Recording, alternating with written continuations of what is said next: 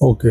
Okay. तो मुख्य रूप से हमें जो है हमारे भक्ति जीवन में प्रगति करना है, तो सबसे पहले हमें अपने गुरु की कृपा की आवश्यकता है। और गुरु कृपा प्राप्त करने के लिए मतलब आप सही ये भी समझ लीजिए, या इस बात को गांठ बांध लीजिए, जैसे एक गाड़ी आपके पास हो, शायद 50 करोड़ की गाड़ी हो, या आपके पास हजारों करोड़ का विमान हो आपके खुद के पैसे का, लेकिन विमान नहीं उड़ेगा जब तक उसमें फ्यूल नहीं होगा। तो गुरु कृपा या गुरु के प्रति कृतज्ञ या भक्तों के प्रति कृतज्ञ होना, ये हमारी भक्ति जीवन में फ्यूल है। फ्यूल फ्यूल समझते हो ना, पेट्रोल। ये पेट्रोल है हमारे भक्ति जीवन का। और यदि हम जो अपने गुरु के लिए कृतज्ञ नहीं है, गुरु के लिए हम समर्पण नहीं है, तो ये फ्यूल हमारी गाड़ी में कभी भरेगा नहीं, और हमारा प्लेन जो है कभी उड़ेगा नहीं। इसलिए आप अपना अपना टेलीग्राम खोल के उसमें वो देख सकते हैं। ये हम सुबह मंगला आरती गाते हैं 4:30 बजे। ऐसे हम भगवान की आरती करते हैं उस समय, लेकिन मंगला आरती में हम जो है अपने गुरु के प्रति अपना कृतज्ञ भाव को अर्पण कर रहे हैं।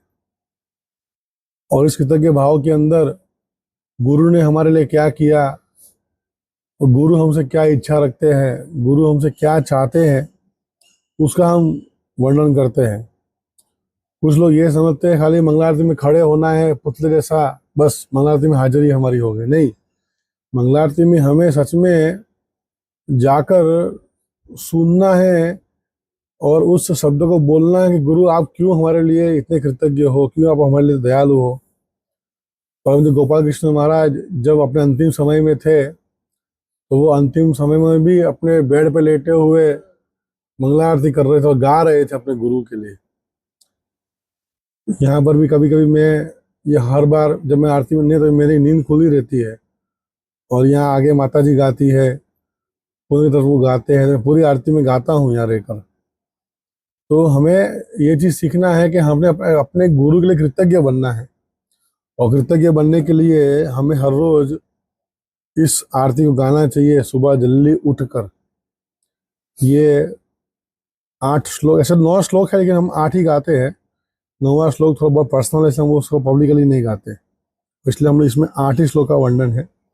ये लिखा है विश्वनाथ चक्रवर्ती ठाकुर ने, उन्होंने अपने गुरु के लिए लिखा था, और प्रभुपाद ने इस भजन को पूरे इसको में प्रसिद्ध किया कि हर रोज इसे हमें मंगला आरती में गाना है। तो मैं पहला पैराग्राफ पढ़ता हूँ। संसार दावा नललीढलोका त्राणाय कारुण्य घना घनत्वं प्राप्तस्य कल्याण गुणार्धवस्य वंदे गुरो श्री चरणरविंदम। तो संसार दावा, ये ट्यून मंगला आरती की ट्यून है। ऐसे 2 ट्यून है, एक मॉर्निंग ट्यून है मंगला आरती की, दूसरी ट्यून है दोपहर की। तो हम सुगाते हैं मंगला में, इसलिए हम मंगला आरती की ट्यून गा रहे थे। तो पहले है संसार दावा नललीढलोका त्राणाय कारुण्य घना घनत्वम। ये संसार जो है, इस संसार को माना गया है दावाग्नि। दावाग्नि समझते हो? दावाग्नि क्या होती है? दावाग्नि पता है? दावाग्नि क्या होता है? दावाग्नि मतलब दावा नल, नल मतलब अग्नि, और दावा मतलब जंगल। जंगल में कोई जाता नहीं आग लगाने के लिए, लेकिन तब भी वहां पर अनायास बिना कोई कारण के आग लग जाती है। उसी प्रकार जो है हमारे जीवन के अंदर आग लगी हुई है। हमारे मन के अंदर भरे हुए काम क्रोध लोभ हमारे जीवन में अग्नि का कार्य करते हैं, अग्नि में जलाने का कार्य करते हैं। तो ये कह रहे संसार जो है ये पूर्ण रूप से दावाग्नि की तरह है, और अनायास हमें अग्नि हमें गर्माहट दे रहा है। गर्माहट नहीं, हमें जला रहा है, गर्माहट नहीं। अग्नि को दूर से रखो तो गर्माहट देती है, लेकिन पास जाओ तो जला देती है।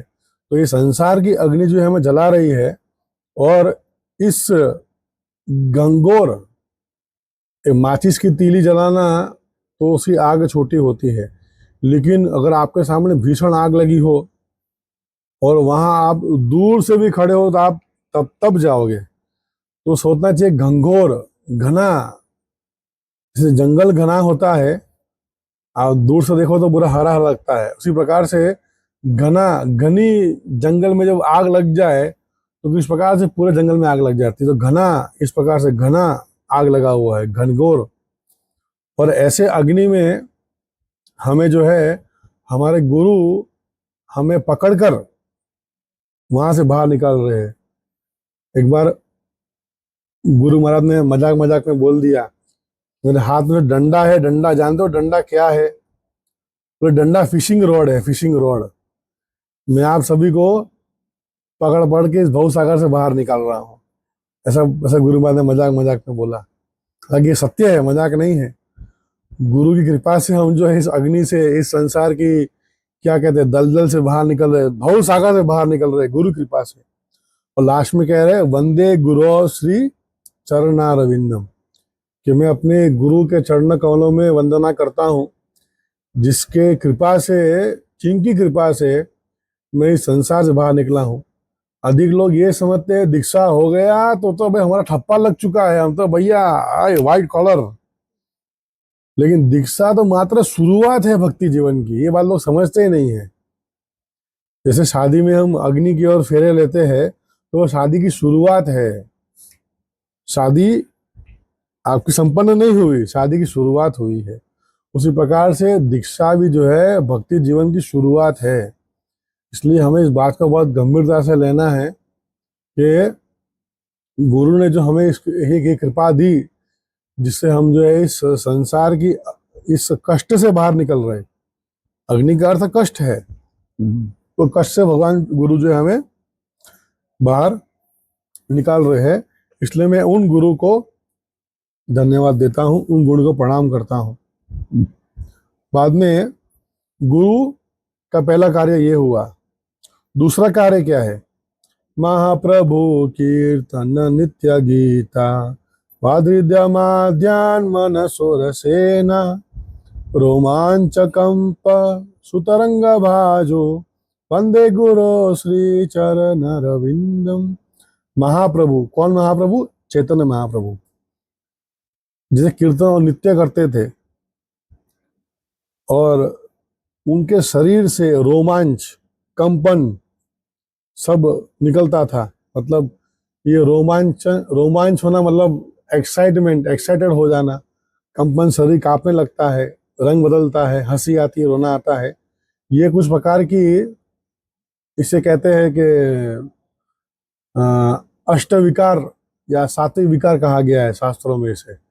मतलब बॉडीली चेंजेस, रोना आना, आंखें लाल हो जाना प्रेम के माध्यम से, शरीर में कंपन आना, ये रोंगटे खड़े हो जाना, ये सब हमारे गुरु में देखने मिलता है। क्योंकि गुरु कौन है? गुरु सबसे पहले है भगवान महाप्रभु के प्रतिनिधि है। इसलिए आप देखो इस्कॉन में सभी गुरु भी नाचते हैं। मैंने आज तक देखा नहीं कोई सन्यासी को नाचते हुए, लेकिन इस्कॉन के अंदर सारे सन्यासी उछल उछल के कूद कूद के नाचते हैं। क्यों?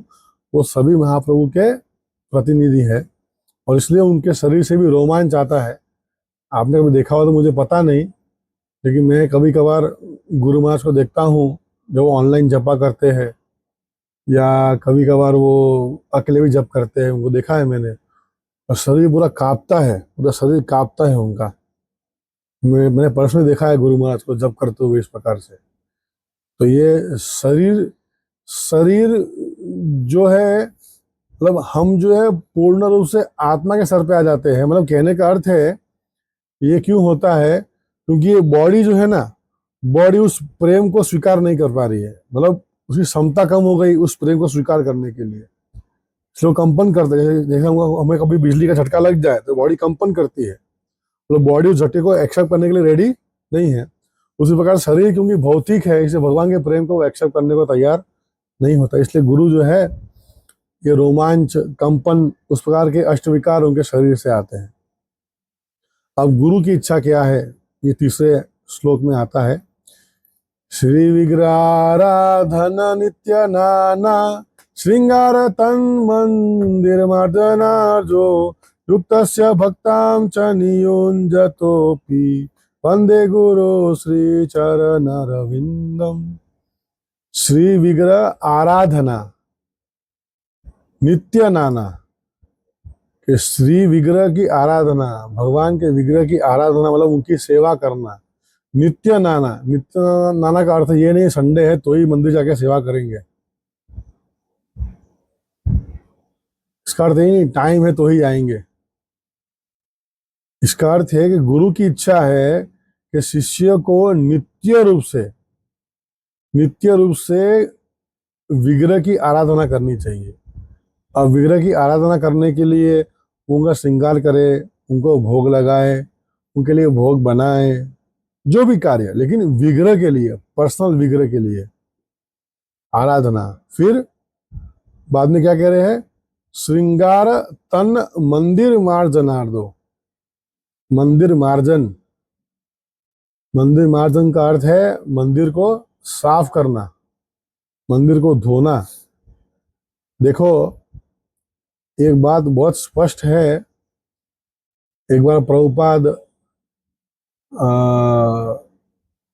कहीं भी जाते थे ना तो अपनी छड़ी से बर्फ को तोड़ते थे। जैसे अलास्का में कभी जाते, रशिया कभी जाते, अमेरिका जाते, तो वहाँ बर्फीले तालाब होते थे, वहाँ प्रभुपाद ठोक ठोक के मारते। तो भक्त लोगों ने देखा बार बार क्या कर रहे हैं, बार बार क्यों कर रहे हैं, लेकिन किसी ने पूछने की हिम्मत नहीं की।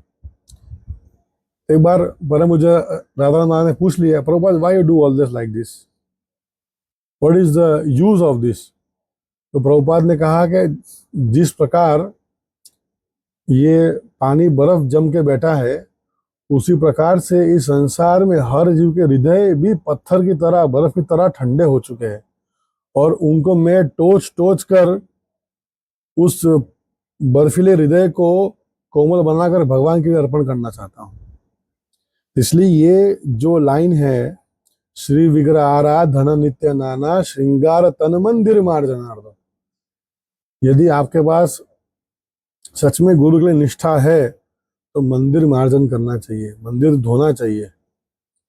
और श्री विग्रह की आराधना, भगवान के विग्रह के रूप की आराधना करना बहुत जरूरी है, क्योंकि विग्रह जो है भगवान का साक्षात रूप है, स्वयं भगवान है। इसलिए भगवान जो है हमारी सेवा उन विग्रह के रूप में, या विग्रह ही कृष्ण है, वो स्वीकार करते हैं। इसलिए जितना हम विग्रह सेवा करते हैं, जितना हम आराधना करते हैं भगवान के विग्रहों की, उतना ही देखना आप भक्ति में लगता है आपको सच में कुछ कर रहे हो, क्योंकि आप सेल्फ प्रोक्लेम्ड हो भगवान के कार्य करने के लिए। आप यदि रात में आके श्रृंगार करते हो, मंगला आरती में आके श्रृंगार करते हो, यदि उनके लिए माला बनाते हो, यदि उनके लिए भोग बनाते हो, तो आपको अपनापन लगता है भगवान के साथ में, आप उनके साथ में रिलेट कर पाते हो, संबंध हम स्थापित कर सकते हैं। इसलिए प्रभुपाद ने, इसलिए विश्वनाथ ठाकुर ने इस पद को इसमें लिखा, युक्तस्य भक्ताम नियुंजतोपि वंदे गुरु श्री चरणारविंदम, के गुरु की, मैं उन्हीं गुरु, मेरे गुरु को प्रणाम करता हूँ पुनः, क्योंकि उन्होंने जो है मुझे भगवान की आराधना सिखाई। और सच में हमने कहाँ को सीखा था, लेकिन हम अपने गुरु को देखते हैं। गुरु जी, एक बार ऐसा हुआ भी हाल ही में, जब मैं उज्जैन गया था मई में, तो गुरु महाराज उठ गए 3:30 बजे, और मैं से आँख खोल कर देख रहा हूँ लाइट चालू हुई कि नहीं, लाइट चालू हुई कि नहीं। मेरी आँख बंद हुई कुछ टाइम के लिए, देखा फिर 4 बजे आँख खुली, देखा लाइट चालू है, तो तुरंत में भागा, और तुरंत में भागा नहाने, तुरंत जैसे जैसे नहा धो के तैयार हो गया। और गुरु महाराज जो है 4:20 को एकदम अपना तैयार कपड़ा पहन के बाहर रूम के मुझे देख रहे हैं, और बोले यू आर लेट। तो ये सीखना चाहिए गुरु से, कितने सिंसियर है, इस उम्र में भी कितना सक्षम है कि भगवान की सेवा करने के लिए वो तत्परता है, और ये भी इच्छा रखते हैं कि हमारे शिष्य भी, मेरे शिष्य भी यही सेवा करें। फिर और सेवा आती है चौथे लाइन में, चतुर्विधा श्री भगवत प्रसाद स्वादन्य तृप्तान हरि भक्त संग कृत्वैव तृप्तिम भजत सदैव वंदे गुरु श्री चरणरविंदम। चतुर्विधासी भगवत प्रसाद।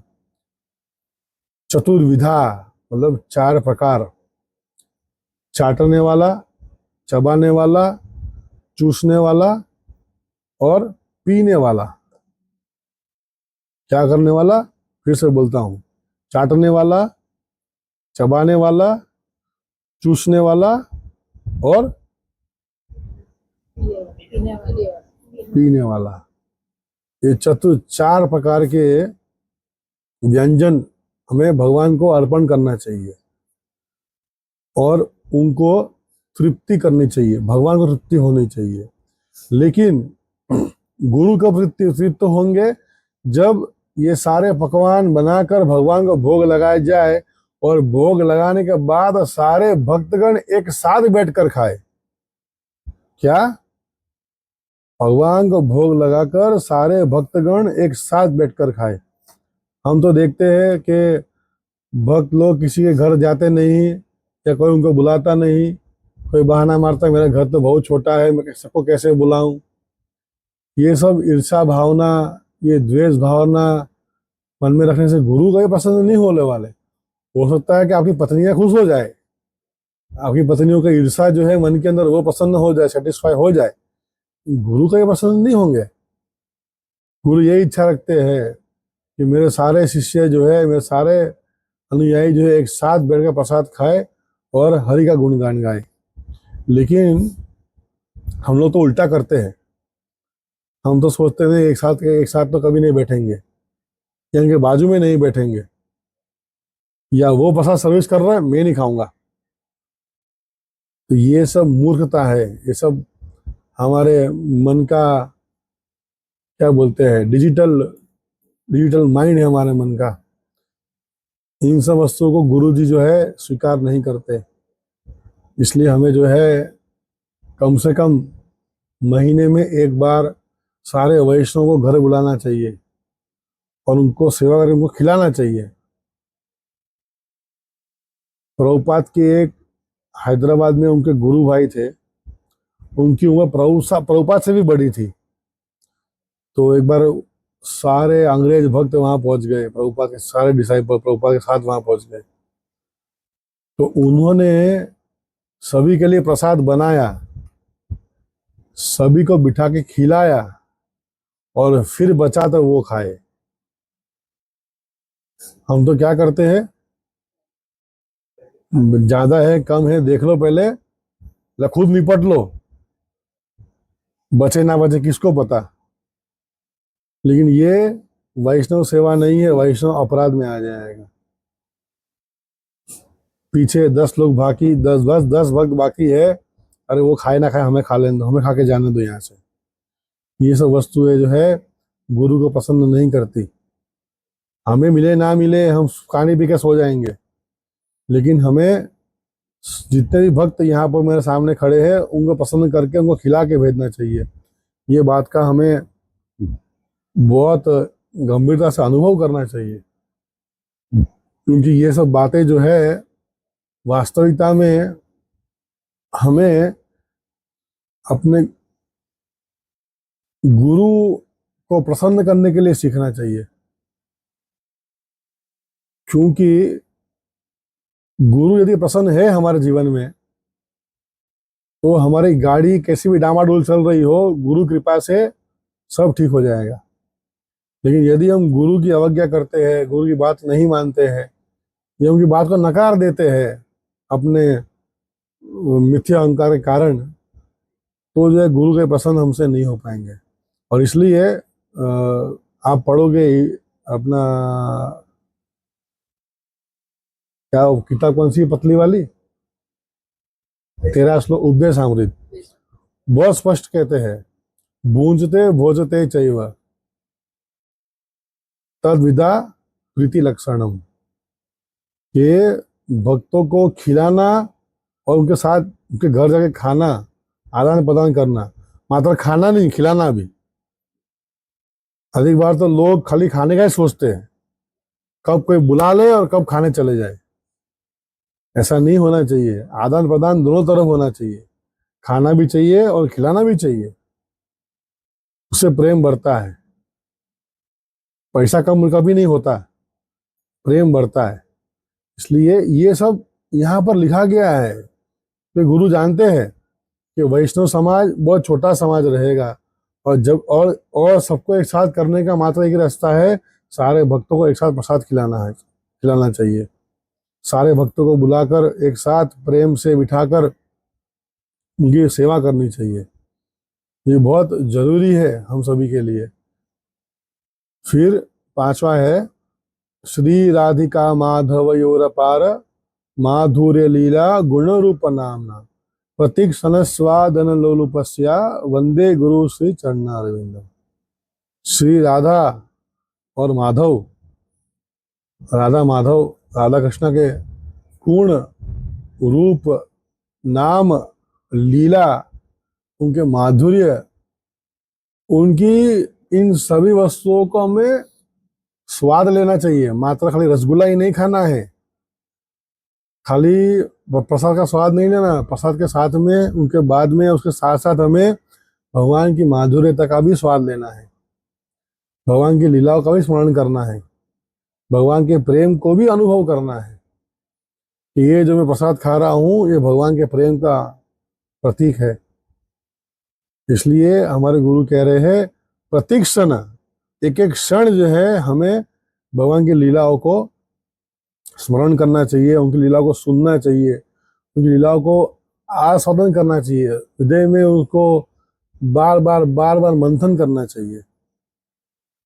फिर निकुंज योनो रतिकेलि सिद्धई या लिभियुग निरपेक्षणीय तत्रादिदक्ष्य अतिवल्लभस्य वंदे गुरु श्री चरणारविंदम। जो निकुंज वन है, निकुंज वन, उसका वर्णन आता है कि एक गार्डन का एक भाग है सेंटर में, वहाँ एक बड़ा झूला है, उस झूले में माता राधा कृष्ण बैठे हैं। उस झूले के बाहर एक बाउंड्री है, उस बाउंड्री के बाहर उनकी अष्टसखियाँ बैठी है। फिर एक और बाउंड्री है, उस बाउंड्री के बाहर 16 गोपियाँ हैं। फिर एक और बाउंड्री है, उस बाउंड्री के बाहर 32 गोपियाँ हैं। ऐसा बढ़ते बढ़ते बढ़ते बढ़ते पूरा निकुंज वन होता है। और ये निकुंज वन की लीला है, उसको प्रभुपाद बहुत मुख्य लीला मानते हैं और बहुत प्रेम लीला को मानते हैं। मतलब सबसे टॉप मोस्ट जो प्रेम का आस्वादन होता है वो निकुंज लीला में होता है। लेकिन जब एक भक्त ने पूछा प्रभुपाद को, प्रभुपाद क्या हम भी गोपी बन के उस लीला को स्मरण कर सकते हैं क्या हम भी उसको विचार करके अपने आप को भगवान का प्रेमी समझ सकते हैं? प्रभुपाद ने कहा नहीं। तो बोला हम क्या करें? बोले आप जाओ मेरी बुक्स बांटो, मेरे किताब का वितरण करो, वही निकुंज योनो रति के लिए है आपके लिए। क्योंकि सेंटिमेंटली हम सोचते हैं मैं तो गोपी हूँ, तो गोपी ड्रेस पहन लेते हैं, हम भी पुरुष के स्त्री बन जाते हैं और सोचते हैं मैं तो गोपी हूँ। बहुत सारे आज देखेंगे आपको यूट्यूब में मिल जाएंगे जो वृंदावन जाते हैं, क्या घाघरा चोली पहनते हैं, फिर नथनी पहनते हैं, मालाएं पहनते हैं, क्या नहीं क्या धतिंग करते हैं। तो ये प्रभुपाद ने इस धतिंग को मना करने के लिए कहा कि तुम लोग जाकर मेरे किताब का वितरण करो। इसलिए हमें इस बात को समझना है कि हमें सेंटिमेंटली गोपी नहीं बनना है। जब हमारा स्तर ऊंचा होगा भक्ति में, जब वास्तव में गोपियों की तरह भगवान के अकिंचन भक्त बनेंगे। अकिंचन भक्त मतलब जो सांस लेते भी कृष्ण का नाम को ना भूले, जो खुद के खाने के पहले कृष्ण ने खाया है कि नहीं, ये कृष्ण के लिए क्या बना के ले जाऊं, वो अकिंचन भक्त जब तक हम नहीं बनते हैं तब तक हमें धतिंग नहीं करना है। हमें क्या करना है? हमें अपने आप को शुद्ध करना है, और शुद्ध करने के लिए सबसे अच्छा उपाय है नगर संकीर्तन करना और भगवत गीता का वितरण करना। जितनी गालियां खाओगे गुरु के नाम के लिए उतना ही पवित्र होंगे, जितना ही अपने अहंकार को तोड़ोगे गुरु की सेवा के लिए उतना ही पवित्र हो जाओगे। ये प्रभुपाद का मोटो है। एक तीर से दो निशान, गीता वितरण भी हो जाती है और अहंकार भी टूट जाता है। फिर 7वां श्लोक बहुत महत्वपूर्ण है। साक्षात धरित्वेन समस्त शास्त्रे उक्त तथा वा मद्भक्ते एव सद्भि किंतु प्रभु या प्रिय एव तस्य वंदे गुरु श्री चरणारविंदम। साक्षात हरित्वेन, हरि कौन है? हरि हमारा स्वामी है, इस संसार के मालिक है, लेकिन साक्षात हरि के प्रतिनिधि कौन है? वो हमारे गुरु है, हमारे श्रील प्रभुपाद है, हमारे दीक्षा गुरु है। और इनको हमें कभी भी भगवान से कम नहीं समझना चाहिए। इनका सम्मान, इनका दर्जा हमारे भगवान के प्रति होना चाहिए। इसलिए कहा गया यहाँ पर किंतु प्रभु या प्रिय एव तस्या, क्योंकि आप प्रभु के सबसे प्रिय व्यक्ति है, आप भगवान के सबसे प्रिय व्यक्ति है।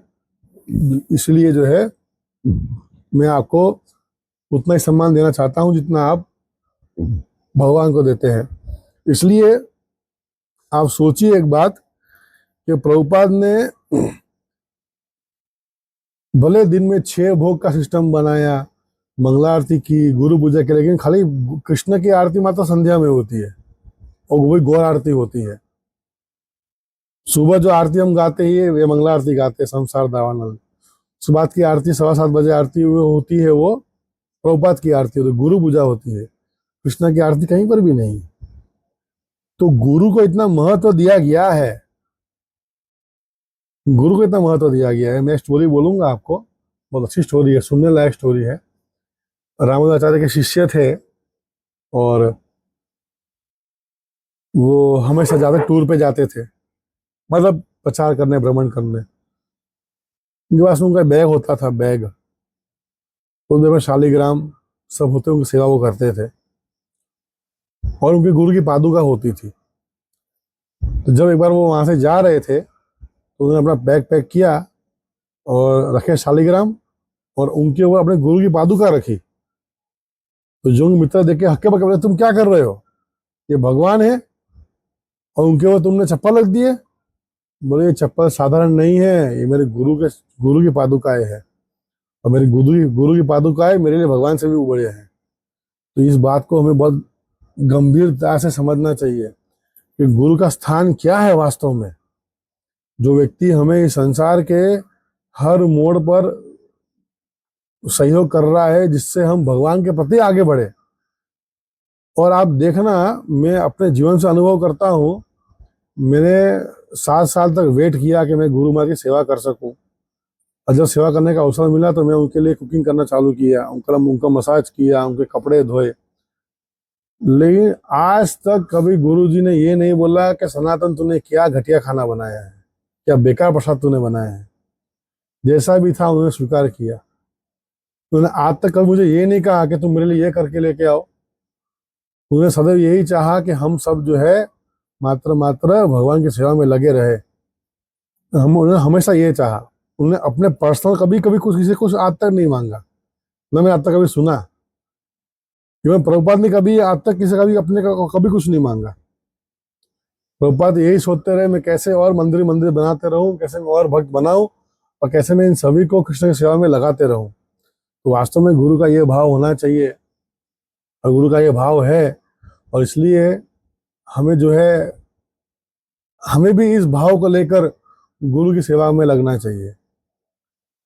और लास्ट में यस्य प्रसादात भगवत प्रसादो यस्य प्रसादान नगति कुतोपि धायम तु वम तस्य यस्य स्त्री संध्यम वंदे गुरु श्री चरणारविंदम। यस्य प्रसादात भगवत प्रसादो, मतलब यस्य माने आप, आपके प्रसाद के द्वारा हमें क्या मिला? भगवत प्रसाद मिला। मतलब आपकी कृपा स्वरूप या आपकी कृपा से हमें जो है कौन मिले?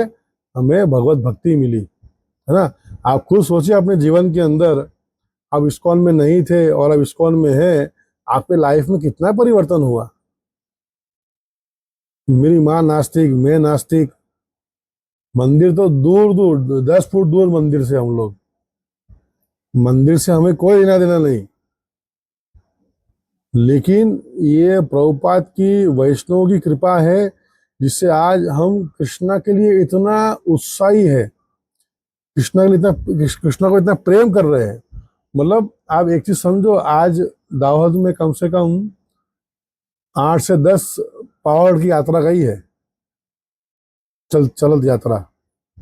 मैं सोचने पड़ रहा हूँ कि कृष्णा कितने चूजी है, वो सभी को अपनी भक्ति नहीं देते। सोचो कितना गंभीर वाली बात बोल रहा हूं, जो इस संसार का मालिक है और हम सब जिनकी संतान है, हम सब पूरी ब्रह्मांड, अनंत ब्रह्मांड उनकी संतान होने के बावजूद भी भगवान जो है सभी को अपनी भक्ति नहीं दे रहे। और वो भक्ति देने वाले गुरु जो चाहकर भी सभी के पास जाने के बाद भी उन सब कृष्ण की भक्ति में लेके नहीं आ पा रहे, या उन्हें कृष्ण भक्ति नहीं दे रहे। मात्र हमें एक अवसर मिला कि हम उस गुरु को पहचान पाए, हम उन गुरु के शरण में जा पाए, कि हमें जो है कृष्ण भक्ति मिली। और कृष्ण भक्ति तो छोड़ो, हमें महाप्रभु का आंदोलन, उसमें भाग लेने का अवसर मिला। ये आंदोलन मात्र ब्रह्मा जी के दिन में एक ही बार आता है, बार बार नहीं आता। और ये आंदोलन में हम सब भाग लिए कोई ना कोई रूप से। इस आंदोलन को हम कोई ना कोई रूप से सहयोग दे रहे हैं, टेका दे रहे हैं, सपोर्ट कर रहे हैं, कोई ना कोई रूप से, एनी फॉर्म। तो ये इतना बड़ा सौभाग्य है। और ये देने वाले हमारे गुरु श्री प्रभुपाद, हमारे दीक्षा गुरु, हमें ये देने वाले हैं। इसलिए यस्य प्रसादात भगवत प्रसाद, के आपकी कृपा से, आपकी प्रसाद रूप से हमें जो है भगवत भक्ति मिली। इसलिए हम जो है आपको बहुत हृदय भावना से प्रणाम कर रहे हैं और कह रहे धायम स्तुवम तस्य यस्य स्त्री संध्यम। त्रिसंध्या मतलब 3 संध्या जो दिन की होती है, इसलिए इस्कॉन के अंदर 3 बार गायत्री होती है। जो भक्त ब्राह्मण दीक्षा लेते हैं और वो तीनों बार गुरु गायत्री करते हैं, और गुरु गायत्री में गुरु को याद करते हैं, गुरु को धन्यवाद देते हैं। इसलिए दायम स्तुवम तस्य यस्य स्त्री संध्यम, हमें जो है सदैव गुरु का गुणगान सुनना है। मैंने कल क्लास में भी ये वस्तु कही थी, आज फिर से कह रहा हूं कि यदि हम जिस परंपरा में हैं, हम जिनके संपर्क में हैं, हमारे प्रभुपाद, हमारे गुरु, हमारे शिक्षा गुरु, ये 3 लाइन में चलते हैं। और जब तक हम जो है इनके लिए, इन तीनों के लिए आंख बंद कर तैयार नहीं है मरने के लिए, क्या करने के लिए, आंख बंद कर तैयार नहीं है, तब तक हमारा विश्वास गुरु पे नहीं है, तब तक हम जो है कभी जीवन में भक्ति प्रगति नहीं करेंगे। एक उदाहरण देता हूं मैं। प्रभुपाद नहीं, शीतल महाप्रभु के गुरु कौन? ईश्वरपुरी। ईश्वरपुरी के शिष्य रामचंद्र, ऐसा कुछ नाम था उनका। और जब भी आते पुरी